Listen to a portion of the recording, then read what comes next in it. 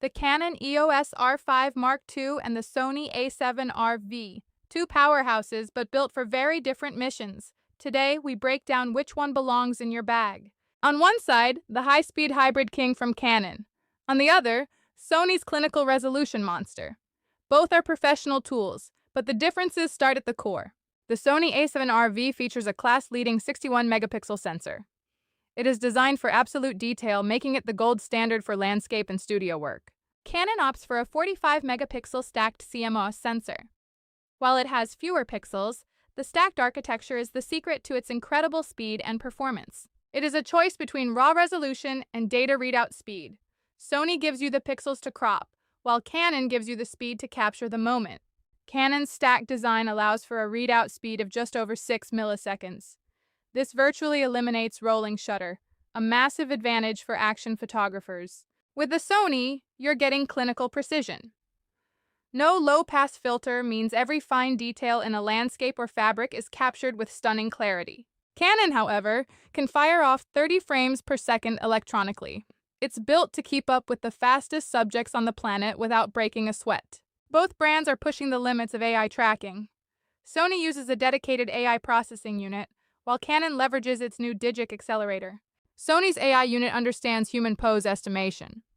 It tracks the body even when the face is hidden, and its recognition for cars and insects is incredibly sticky. Canon brings back Eye Control AF. You can literally select your subject just by looking at it in the viewfinder. It's futuristic and surprisingly intuitive. Then there's Action Priority AF. The R5 Mark II can recognize sports like soccer or basketball and automatically shift focus to the player with the ball. When it comes to video, the gap widens. Canon has borrowed heavily from its Cinema EOS line to make the R5 Mark II a true hybrid beast. We're talking 8K 60p raw internal recording. It also offers 4K at a blistering 120 frames per second for incredible high-quality slow motion. The Sony A7RV is capable, but capped at 8K 24p with a significant crop. It also lacks a dedicated 4K 120p mode, making it less versatile for filmmakers. Canon also includes C-Log 2, providing over 14 stops of dynamic range. This makes it much easier to match with high-end cinema cameras in post-production. The way these cameras feel in the hand and how you interact with them is another major point of differentiation.